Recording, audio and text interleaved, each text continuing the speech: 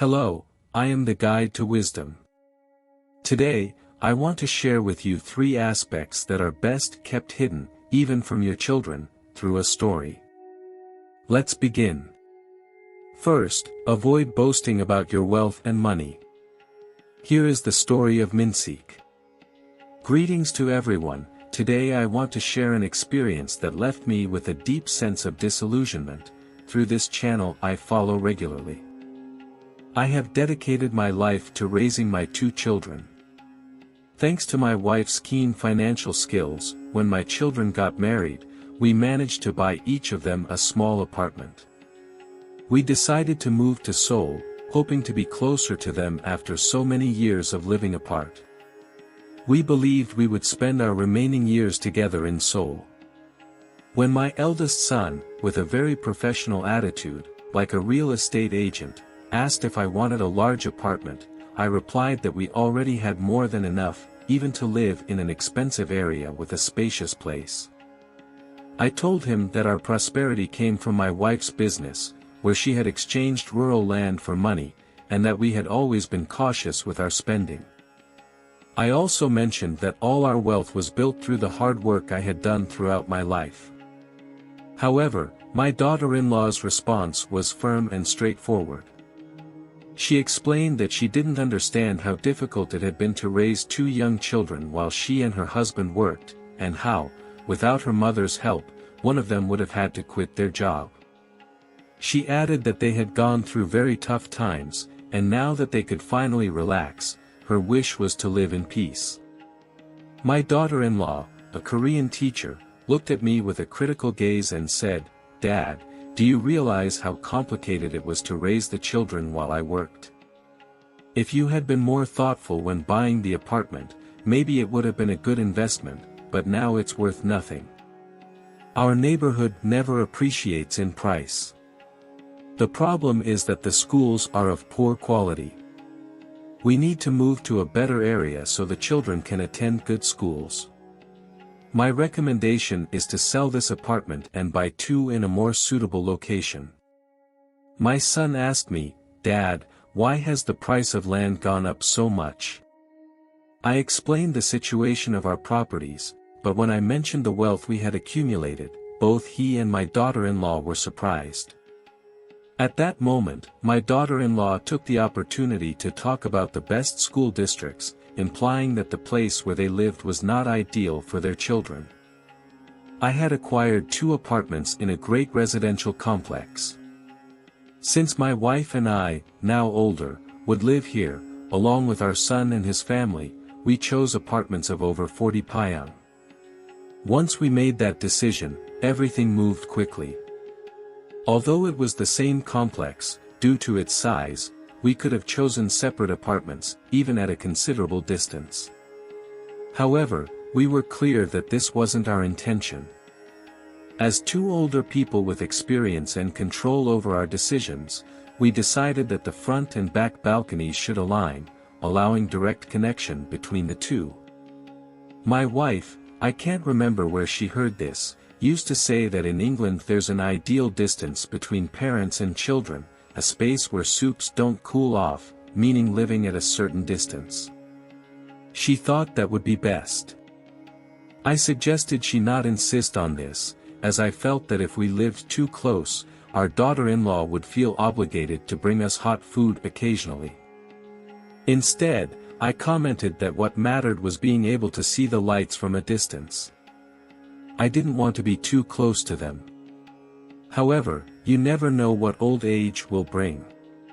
Also, if any of us passes away, we need not worry about it, but knowing that we are still alive through those lights also brings a sense of peace. Anyway, living at a distance where you can see the lights is the most appropriate for maintaining communication between busy children and elderly parents who don't have many activities. My son said to me, "Of course, Dad, Mom, when you're alone, come to our house often. Yechan and Yesel will also like it." Yechan and Yesel are the names of the older and younger children. My daughter-in-law, who generally has a somewhat ironic tone, was also happy with the idea of living close, and with a bit of envy, she mentioned that living near parents was an excellent way to show respect and filial love. Furthermore, once or twice a month, she invited us to dinner with the children. The children are an educated couple, healthy, and well-mannered. When I shared this at alumni meetings, people were amazed, as it's not common to see children regularly having dinner with their grandparents. That, they said, demonstrated true devotion to the family. I felt somewhat satisfied with these comments, thinking that perhaps I had planned my retirement well. However, one day, my second son came to see me urgently. He said, "Mom, they bought an apartment for the eldest. Don't you think it's unfair to favor him just because he's the eldest? We're struggling with the kids and the financial situation, and you know it very well." He said, "The business isn't doing well, we're facing several problems." I replied, "Are you talking to me about money when you haven't seen your mother in so long? Do you really think your business troubles are my fault?" Then my son said to me, "Please, help us, we're going through a very tough time." Apparently, he first went to see his older brother to ask for money and told him about the financial issues, suggesting he talk to the parents. Although our economic situation was also difficult, I couldn't help but worry about what was happening with my son. So, I decided to sell the house and buy a smaller apartment in the same building, on the lower floor. I considered moving to a more affordable place, but for the sake of family pride and the image we wanted to project to friends, I chose not to. This way, I could help my son in his time of need. However, after that, the invitations to dinner for my eldest son became less frequent, until they eventually stopped communicating with us. At first, I thought he was just busy, but then I started to worry and decided to call him to see how he was doing. I mentioned that it seemed his family had been coming home late lately. He explained that the kids had extracurricular activities, which messed up their schedule a lot, and when they were exhausted, they preferred to eat out rather than prepare something at home. Although his tone sounded somewhat distant, I sensed that he was, in some way, suggesting that he didn't want to feel observed. During those moments, I held back from inviting my son to eat with us, as family relationships shouldn't depend on constant supervision. Over time, I realized that I no longer perceived things the same way. A simple detail, like the window being off in his room, made me question whether it was different from others. I felt that the light off in his window reflected a faint, wavering, distant spark, like the flickering light of a campfire. One day, I decided to go for a walk and, discreetly, went up to my son's building. I rang the bell several times, but no one answered. Just as I was about to leave, I bumped into a woman coming out of the building across the street, and out of courtesy, I asked if her son had already arrived. She told me he had been at our house just a little while before. This left me thinking, and I didn't dare to tell my wife. As time passed, I realized that family dynamics had changed. My connection with my first son was no longer the same, and the second one kept asking for help due to financial problems. My wife and I realized we had given everything for our children's well-being, but in the end, we felt empty. What affected me the most was the attitude of my children, who no longer showed respect and seemed to take everything we had done for them for granted. Although late, I now understand a fundamental lesson: what our children really need is not money or material things, but the ability to take responsibility for their own lives. Encouraging their independence is, in fact, the most authentic expression of love. Before we continue, remember to like the video if you're enjoying it, and subscribe to the channel for the best advice on attracting abundance and prosperity into your life. Let's move forward. Let me tell you about a mistake that occurred in a social setting, involving Mr. Byongo. I'm an older person, and in my youth, I focused so much on my work that I didn't even realize how time passed. Upon retiring, I suddenly found myself with a lot of free time, which left me with a sense of emptiness. Although I had maintained relationships with several people over the years, when I needed someone to talk to, I realized I had no one to turn to. That's when I decided to join a hiking club, hoping to fill that void. At the first meeting, I met a man, Mr. Kim, who seemed very familiar and friendly, like he was the same age as me. When I spoke with him, I realized we had more in common than I thought. It was amazing. It had been a long time since I'd met someone I got along with so well. We even joked and laughed, as if we were back in our school days. That's how we began meeting regularly. One day, we decided to go hiking together. When we reached the top and enjoyed the view, our conversation turned deeper. After descending, we sat at a small neighborhood cafe to share a glass of macchiato. That's when, wanting to show him how much I trusted him, I let myself go with the alcohol and began talking about my past. How naive I was, I thought as I spoke. I knew what I had done was illegal, but at the time, my need for money led me to make wrong decisions. Who could hear something like this? Only someone I trusted, like you. Kim nodded, as if he understood. But from then on, he started distancing himself. He no longer responded to my messages and avoided meeting me. Later, when I went to a club meeting, I noticed everyone staring at me and heard whispers around me, "He's that scammer." It was clear that Kim had shared my story with everyone at the club. It was a hard blow. The feeling of being betrayed by someone I had trusted broke me inside. In the end, I decided to leave the club and be alone once again. However, I learned a valuable lesson from all of this: what you say never remains a secret. When relationships are close, it's natural to share and open up, but as soon as complications arise and conflict emerges, that person who knows everything about your vulnerabilities can become your worst enemy. It's acceptable to mention small mistakes or funny anecdotes when there's trust, but avoid talking about actions that could cause social controversy or expose your family's vulnerabilities. These aspects could be used against you. If a relationship deteriorates, the other person might use your weaknesses as a tool to threaten you or justify their disdain for you. Here's the reformulated text to avoid copyright issues while keeping the original meaning and structure. On the other hand, avoid imposing your values on others. This reminds me of the story of Mrs. Kim Ji-young. Let me tell you about it. Hello, I'm Kim Ji-young, I'm 30 years old. Recently, I visited my parents' house in the countryside with my husband. It used to be a warm and welcoming place, but now it showed signs of wear and tear. There were small repairs that had been pending for a long time, and the paint on the exterior walls was peeling. I suggested to my mom, "Let's paint the walls." My husband and I decided to start with that task. Since we had to leave the next day, we were in a bit of a rush, but we realized we only had a small ladder. This meant we couldn't reach the higher parts of the wall. We looked at each other with a worried expression. Just then, an elderly man appeared carrying a long ladder.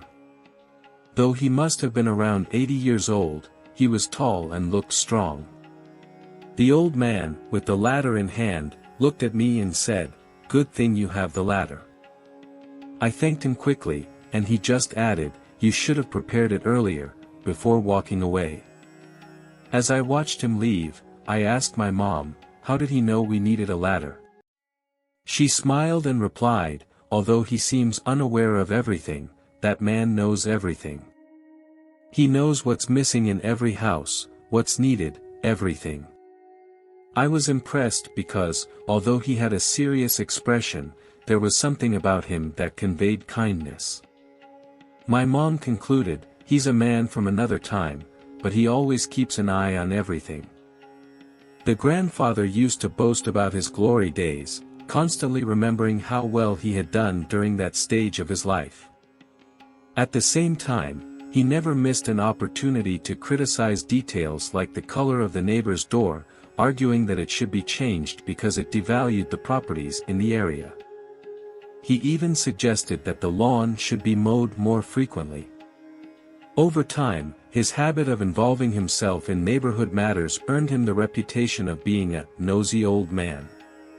His complicated personality led him to distance himself from many people, including his own children.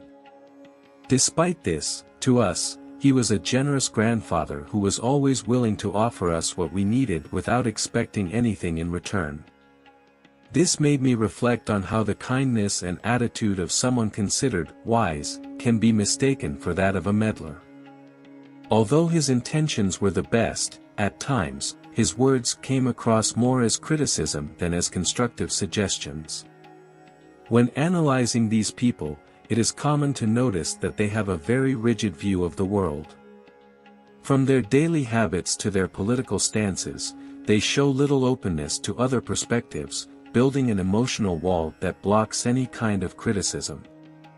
Of course, it is important to recognize their achievements and value the journey they have traveled, but we cannot assume that their path is the right one for everyone. Wise people understand that it is not appropriate to force their preferences or viewpoints onto others. They recognize that insisting on one way of thinking or acting can have negative effects. Some may wonder if this means staying silent while others make mistakes. In those moments, an alternative is to offer recommendations rather than make reproaches. It is common for humans to reject criticism, especially when they feel that their intellect or dignity is being questioned. In many cases, people tend to see themselves as victims, generating imaginary feelings that reinforce strong resistance. For this reason, instead of saying, "You are wrong," we could opt to say something like, "What do you think if we try it this way?" Focusing on the problem rather than the person is often more effective than we think. What do you think should be avoided as we reach old age? I would love to read your thoughts in the comments. I hope this reflection on the aging process has been helpful, and I assure you that I will continue to share stories that can contribute to a brighter future. Thank you for watching this video. Dad, what do you think about going back to Korea? Dad, you're not adapting, Mom feels uncomfortable too, and we have our own lives, we can't take care of you. I just wanted to live with you. So, I'll come back soon, just send me money, why come all the way here and complicate everything? These were the last words of a father who, for 15 years, dedicated himself completely to his family. Sending his 2 children to Harvard and Yale, and working as an executive, he sent hundreds of thousands of won every month to cover household expenses. However, he was sidelined by his family under the pretext that he was no longer useful. At that moment, he felt that all his sacrifices had been in vain, and he made the most important decision of his life. Now he would live for himself. Through his moving story, we will explore the 3 most essential preparations for retirement. In a quiet cafe in Gangnam, Seoul, we meet Kim Song-jun. His face was marked by deep wrinkles around his eyes. I did everything to ensure my children had a better future, he began slowly, holding his coffee cup. His story dates back to 1999, 25 years ago, when he was at the peak of his life. He had overcome the IMF crisis and had risen to an executive position in his company. His family was admired by many, always cheerful, enjoying weekends at the Han River Park or vacations in Gangwon during the summer. However, it was then that his wife suggested the idea of sending the children to study in the United States. When his eldest son was about to start elementary school, she mentioned the possibility of an education in the U.S. At first, Song-jun was hesitant due to the high cost. But his wife, every night, spoke to him about the limitations of the educational system and the intense competition in Korea. After several conversations, he began to think that perhaps it was worth seeking a different future for his children. In January 2002, Songjun's family was at Incheon Airport, which had just opened. Although the place was modern and shiny, his heart was filled with sadness. While he was saying goodbye to his wife and 2 children, his youngest son, with tears in his eyes, said, "Dad, why don't you come?" Those words broke his heart. The first few months were extremely difficult for Songjun. He woke up early to make video calls before going to work and spent the night constantly checking his email. He was completely exhausted from the time difference and couldn't rest well. Fortunately, his eldest son adapted quickly, learned English, and enjoyed school, but the youngest, who was in first grade, faced many challenges. Not only did he see that his classmates were different, but the language barrier also made him feel excluded. Every night, he cried and said he wanted to go back to Korea. During those times, Songjun also felt down, but his wife reminded him that he had to endure for the well-being and future of the children. As time passed, the financial pressure became increasingly difficult to bear. At first, I believed that sending 5 million won a month, a considerable amount at the time, would be enough. As an executive, I had the means to do so, but soon I realized that the situation was very different. Housing costs, food, and other expenses far exceeded what I had anticipated. It was the essentials, expenses related to education, health, and so many other things. Sometimes, even the 8 million won I sent each month wasn't enough. My account was always empty at the end of the month. Despite that, my wife only spoke about money. Ji-yoon wanted to take violin lessons and would say, "Honey, we've spent too much on the house this month." Every time she said it, it bothered me a little, but when I thought about how complicated it must be to raise our children in another country, I also felt grateful. So, I decided to work more, and on weekends, I would go to the employment agency to do all kinds of tasks. My well-being always took a back seat. I hadn't had breakfast in years, lunch was usually a 1001 kimbap or instant ramen, and dinner was often fast food from a convenience store. I didn't even think about exercising.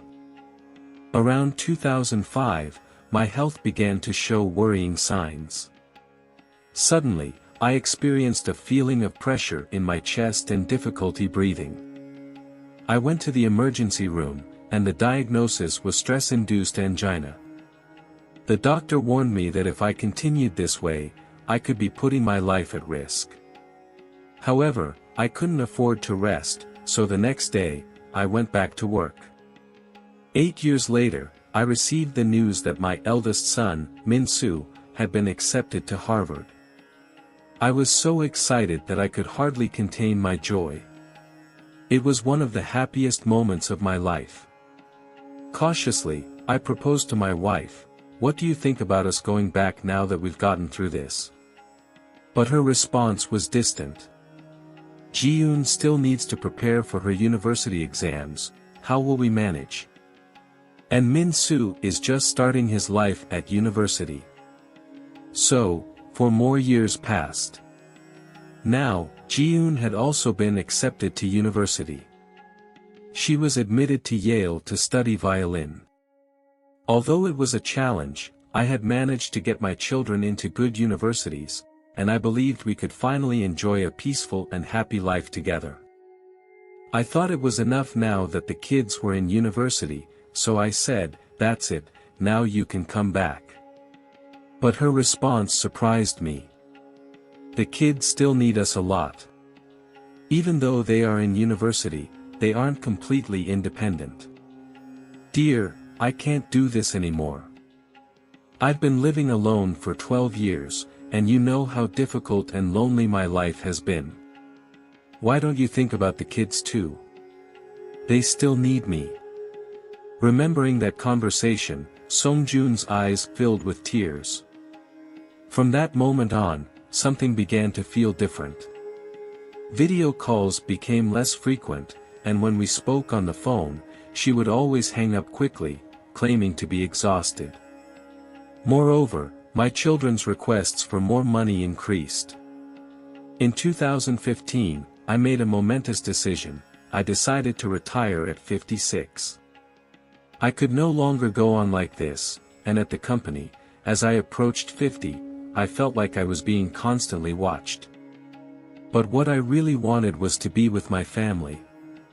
I received a good amount of money when I retired and thought it was the perfect time to start a new chapter in the United States. However, the reality was different.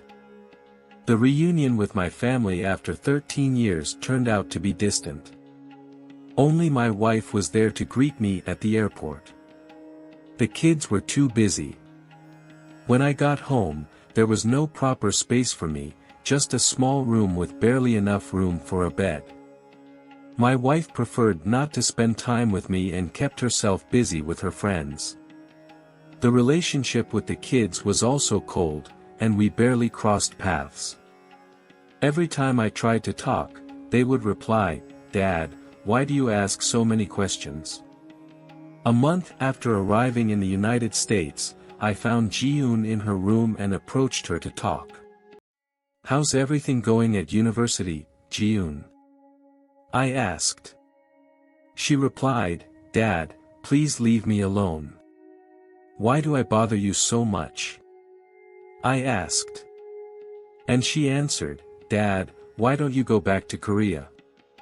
I was shocked and asked her why. She said, "Because Mom is uncomfortable, and we have our own lives. We can't keep worrying about you so much." "I just want to be with you," I replied. "Then, please go back to Korea, just send us money. There's no need for you to be here doing all this." Those words hurt me deeply, and a few days later, something happened that changed everything. I overheard my wife talking to a friend. She was saying, "I'm so tired, I can't go shopping or see my friends because I always have to be alert. And now that Dad is here, what are we going to do?" At that moment, I understood the absurdity of my behavior. After 13 years giving everything for my family, in the end, I was just a tool to make money. I couldn't take it anymore, so I packed my things and took a flight back to Korea. And so ended my time in the United States, after just 1 month. I returned to Korea, but soon fell into a deep sadness. The number of pills I took before sleeping increased every night, and I began to feel afraid of meeting other people.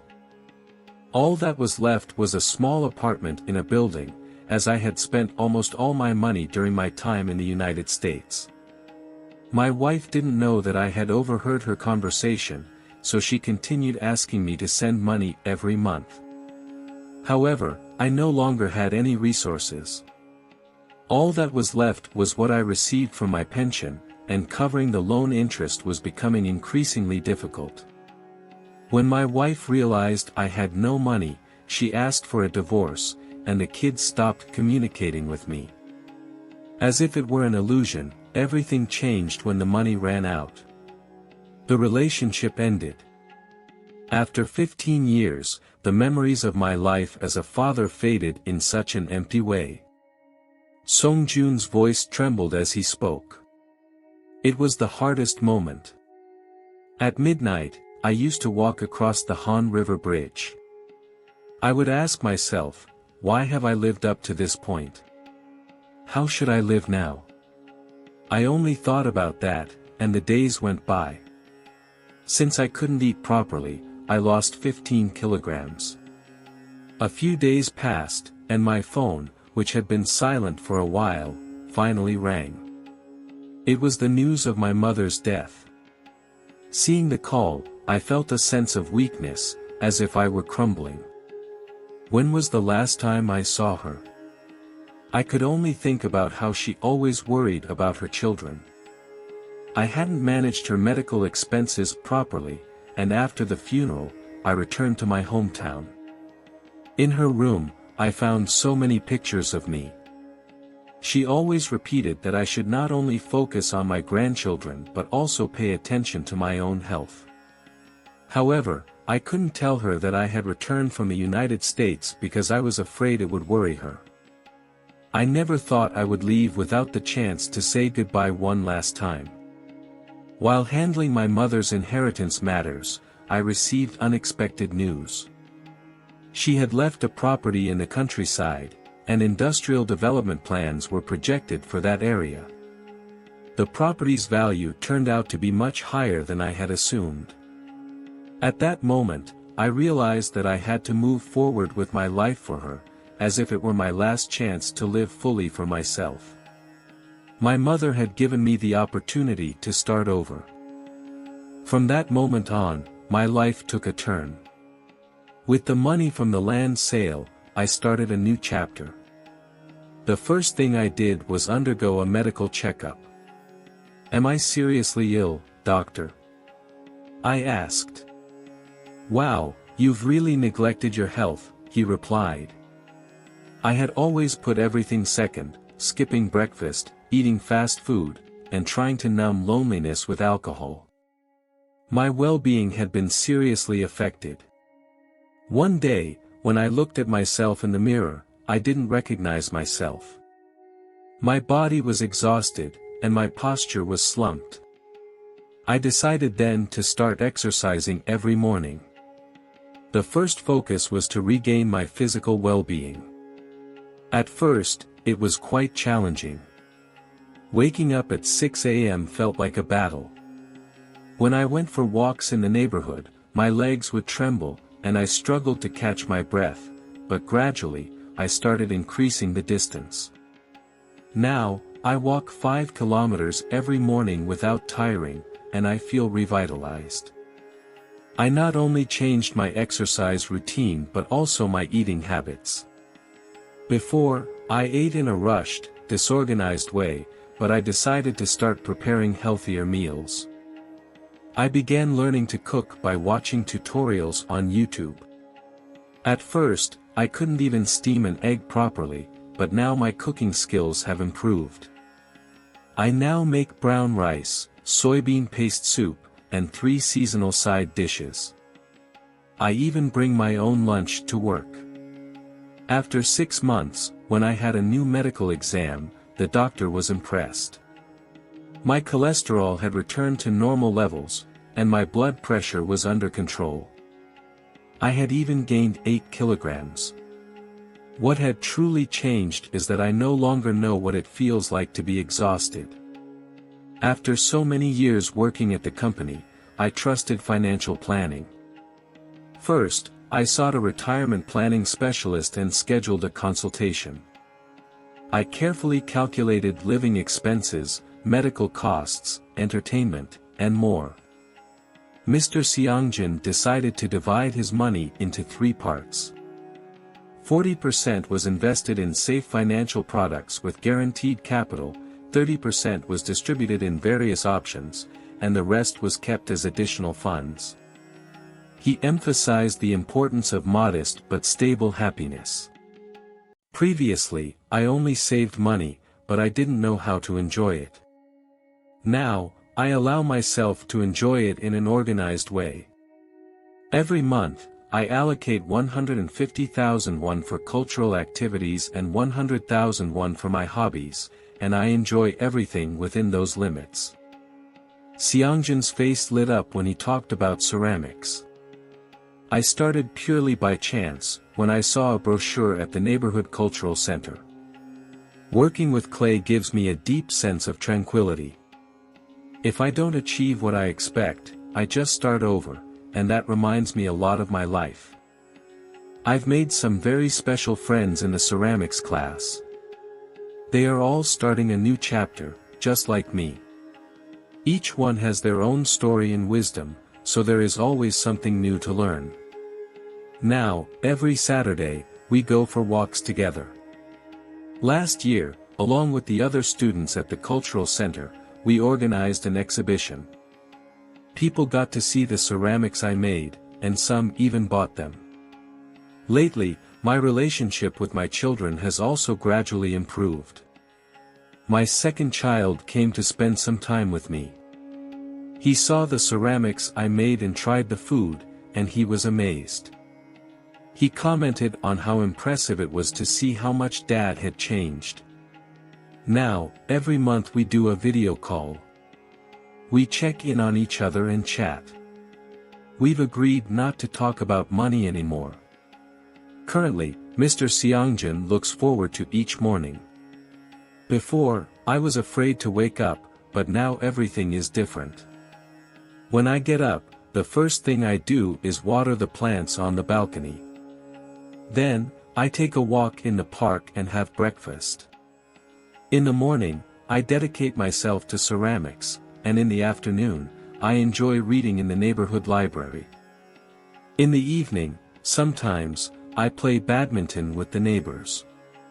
He emphasizes, above all, the importance of enjoying the small things in daily life. I don't expect big events. A cup of coffee while watching the view from the window in the morning, the fun with friends in ceramics class, listening to classical music while having dinner with the food I cooked myself, those are the things that make me happy. It's a happiness that depends on no one, something I build myself. Looking back, I realize I made a mistake. I thought my children and partner would be my support in retirement, but the real preparation for this moment is something different. The three key aspects that Seongjin highlights for proper retirement preparation are as follows. First, health. When health is lost, everything else is affected. I should have paid more attention to my health when I was younger, but now that I've started taking care of myself, I can notice the changes. It's important to exercise regularly, maintain a balanced diet, get enough sleep, and have regular medical checkups. These are the essential elements. The most important thing is, above all, strength training, which is crucial. As we age, we tend to lose muscle mass, but if we manage it properly, we can reduce the risk of falls or fractures. Second, financial stability. Money isn't everything, but without it, things become difficult. It's essential to plan ahead for life after retirement. Saving money and having pensions or income is key, especially when we're still in a good situation. Additionally, preparation for health is vital since medical expenses tend to increase over the years. Finally, hobbies.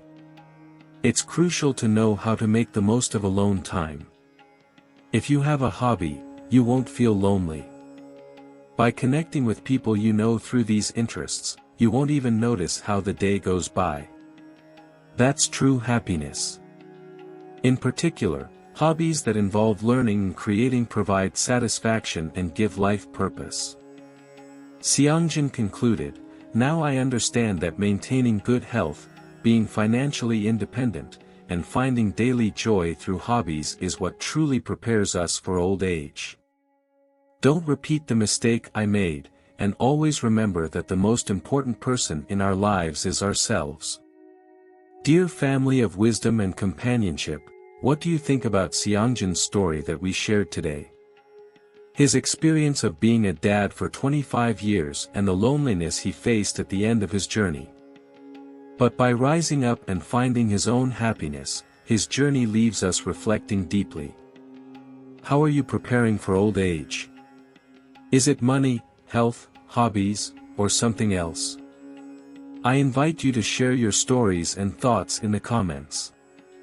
Next time, I'll bring you a story that will touch your heart. If you support us with your likes and subscriptions, we promise to offer even better content. This was Wisdom in Company.